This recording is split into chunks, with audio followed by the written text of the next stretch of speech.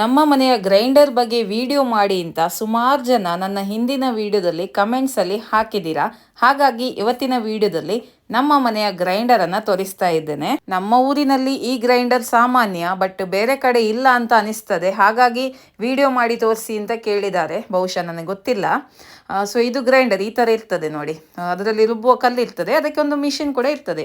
So ಅದಕ್ಕೆ fix ಮಾಡಿದರೆ ಅದು ಆಟೋಮೆಟಿಕ್ ಆಗಿ ಕರೆಂಟಲ್ಲಿ ಅದು ತಿರುಗ್ತದೆ. ಸೊ ನೋಡಿ, ಇದಕ್ಕೆ ಒಂದು ಕಾಯಿ ತುರಿಯೋದು ಸಹ ಇರ್ತದೆ ಆಯಿತಾ. ಸೊ ನಿಮಗೆ ಇದೆಂತ ಮಸಾಲ ಕಡಿಲಿಕ್ಕಿದ್ರೆ ಇದರಲ್ಲೇ ನೀವು ಕಾಯನ್ನು ತುರಿಬೋದು.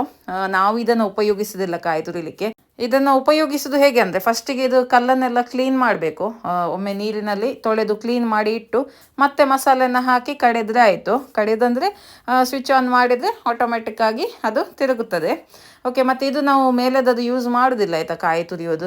ನಮಗೆ ಅದರಲ್ಲಿ ಮಾಡಿ ಅಭ್ಯಾಸ ಕೂಡ ಇಲ್ಲ. ನೋಡಿ, ಈಗ ಇದಕ್ಕೆ ಏನೆಲ್ಲ ಮಸಾಲೆಗೇನೆಲ್ಲ ಬೇಕು ಅದನ್ನೆಲ್ಲ ಇದರೊಳಗೆ ಹಾಕಿ ಈ ಥರ ಫಿಕ್ಸ್ ಮಾಡೋದು. ಈ ಥರ ಇರ್ತದೆ ನೋಡಿ, ಕಲ್ಲನ್ನು ಇದಕ್ಕೆ ಈ ರೀತಿ ಫಿಕ್ಸ್ ಮಾಡಬೇಕು. ಅದು ಸ್ವಲ್ಪ ನಿಮಗೆ ಕಪ್ಪು ಕಪ್ಪು ಕಾಣ್ತದಲ್ಲ, ಅದು ಸ್ವಲ್ಪ ಗ್ರೀಸ್ ಹಾಕಿದ್ದು, ಅದು ಅಂದರೆ ತಿರುಗಲಿಕ್ಕೆ ಸುಲಭ ಆಗಲಿ ಅಂತ ಹೇಳಿ.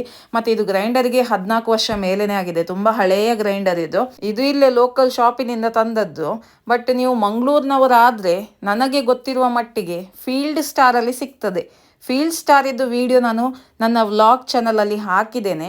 ಡೀಟೇಲ್ ಆಗಿ ಹೋದ ವರ್ಷ ಹಾಕಿದ್ದೇನೆ. ಅದು ಎಲ್ಲಿ ಬರ್ತದೆ ಫೀಲ್ಡ್ ಸ್ಟಾರ್, ಅಲ್ಲಿ ಏನೇನು ಸಿಗ್ತದೆ, ಈ ರುಬ್ಬುವ ಕಲ್ಲು, ಈ ಮಿಷಿನ್ ಎಲ್ಲ ಅಲ್ಲಿ ಸಿಗ್ತದೆ, ಗ್ರೈಂಡರ್ ಮತ್ತು ಹೋಟೆಲ್ಗೆ ಬೇಕಾಗಿರೋ ಎಲ್ಲ ವಸ್ತು ಎಲ್ಲ ಅಲ್ಲಿ ಸಿಗ್ತದೆ. ಅದರ ವಿಡಿಯೋ ನಾನು ಕಂಪ್ಲೀಟಾಗಿ ಹಾಕಿದ್ದೇನೆ, ಅದನ್ನು ನೀವು ಚೆಕ್ ಮಾಡ್ಬೋದು. ನೋಡಿ, ಇದರಲ್ಲಿ ನಮಗೆ ಅಭ್ಯಾಸ ಇಲ್ಲ ಆಯಿತಾ ಕಾಯಿ ತುರಿದು. ಹಾಗೆ ನಾನು ಜಸ್ಟ್ ಸ್ವಲ್ಪ ನಿಮಗೆ ತೋರಿಸ್ಲಿಕ್ಕೆ ಅದನ್ನು ಮಾಡಿ ತೋರಿಸಿದ್ದೇನೆ. ಮಾತ್ರ ಬೇಗ ಕಾಯಿ ತುರಿಬೋದು, ಒಂದು 2 ನಿಮಿಷದಲ್ಲಿ ನಿಮಗೆ ಕಾಯನ್ನು ತುರಿಬೋದು, ಬೇಗ ಆಗ್ತದೆ. ನೋಡಿ, ಇಲ್ಲಿ ಸ್ವಲ್ಪ ಎಣ್ಣೆ ಹಾಕ್ತಾ ಇದ್ದಾರೆ. ಯಾಕೆ ಗೊತ್ತುಂಟು, ಅದು ಒಮ್ಮೊಮ್ಮೆ ಸೌಂಡ್ ಕೇಳ್ತದೆ ಆಯಿತಾ. ಸ್ವಲ್ಪ ಎಣ್ಣೆ ಹಾಕಿದ್ರೆ ಸೌಂಡ್ ನಿಲ್ತದೆ, ಹಾಗೆ ಎಣ್ಣೆ ಹಾಕ್ತಾ ಇದ್ದಾರೆ. ನೋಡಿ, ಈಗ ಮಸಾಲೆ ಎಲ್ಲ ನೈಸಾಗಿ ರುಬ್ಬಿ ಆಯಿತು. ಅಂದರೆ ಇದೆಂತ ಗೊತ್ತುಂಟ, ಒಂದು 3/4 ಗಂಟೆ ಅಥವಾ 1 ಗಂಟೆ ಬೇಕು ಇದು ನೈಸಾಗಿ ರುಬ್ಬಲಿಕ್ಕೆ. ಈಗ ಇದು ರೆಡಿಯಾಗಿದೆ. ಈಗ ಇದನ್ನು ಈ ಥರ ಕಲ್ಲನ್ನು ಎತ್ತಿ ಈ ಮಸಾಲೆಯನ್ನೆಲ್ಲ ತೆಗಿಬೇಕು. ನಾರ್ಮಲ್ ನಮ್ಮ ರುಬ್ಬುವ ಕಲ್ಲಲ್ಲಿ ನಾವು ಯಾವ ರೀತಿ ಮಾಡ್ತೇವೆ ಅದೇ ರೀತಿ ಮಾಡಲಿಕ್ಕೆ. ಖಾಲಿ ಇದಕ್ಕೊಂದು ಮಿಷಿನ್ ಸಿಕ್ಕಾಕಿಸ್ಲಿಕ್ಕೆ ಉಂಟು ಅಂತ ಮಾತ್ರ, ಬೇರೆ ಎಂಥ ವ್ಯತ್ಯಾಸ ಇಲ್ಲ. ಬಟ್ ಇದು ನಾವು ಮುಂಚಿಂದನೇ ಯೂಸ್ ಮಾಡ್ತಾ ಇದ್ದೇವಲ್ಲ, ಹಾಗೆ ನಮಗೆ ಇದು ತುಂಬ ಕಂಫರ್ಟೇಬಲ್ ಅಂತ ಆಗ್ತದೆ. ಮತ್ತು ಯಾರಿಗೆಲ್ಲ ಆಪರೇಷನ್ ಎಲ್ಲ ಆಗಿದೆ, ಬಾರದ ವಸ್ತು ಇದು ಎತ್ತಲಿಕ್ಕೆಲ್ಲ ಆಗೋದಿಲ್ಲ ಅಂಥವ್ರಿಗೆಲ್ಲ ಆಗಲಿಕ್ಕಿಲ್ಲ ಇದು. ಅಂದರೆ ನಾನು ಇದನ್ನು ಯೂಸೇ ಮಾಡೋದಿಲ್ಲ. ನನಗೆ ಅಂದರೆ ಬಾರದ ವಸ್ತು ಎಲ್ಲ ನನಗೆ ಆಗೋದಿಲ್ಲ.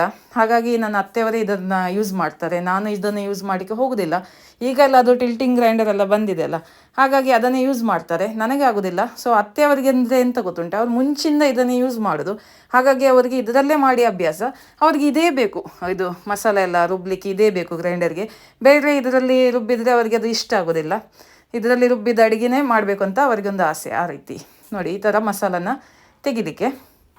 ಮಸಾಲ ತೆಗೆದಾದ ನಂತರ ಇದನ್ನು ಚೆನ್ನಾಗಿ ನೀರಲ್ಲಿ ಮತ್ತೆ ತೊಳಿಬೇಕು. ನೀವು ಕಲ್ಲನ್ನು ಈ ಥರ ಇಡ್ಬೋದು, ಅಥವಾ ಒಂದು ಏನಾದರೂ ಒಂದು ವಸ್ತುವನ್ನು ಇಟ್ಟು ಅದನ್ನು ನಿಲ್ಲಿಸ್ಬೋದು. ನಮ್ಮ ಅತ್ತೆಯವರು ಹೀಗೇನೆ ನಿಲ್ಲಿಸ್ತಾರೆ, ಅವರಿಗೆ ಅಭ್ಯಾಸ ಉಂಟು. ಹಾಗಾಗಿ ಅವರು ಹೀಗೇನೆ ಇಟ್ಟಿದ್ದಾರೆ. ಅಥವಾ ಒಂದು ಗೆರಟೆಯನ್ನು ಇಟ್ಟು ಸಹ ನಿಲ್ಲಿಸ್ಬೋದು, ಹೇಗೆ ನಿಮಗೆ ಅನುಕೂಲ ಆಗ್ತದೆ ಆ ರೀತಿ.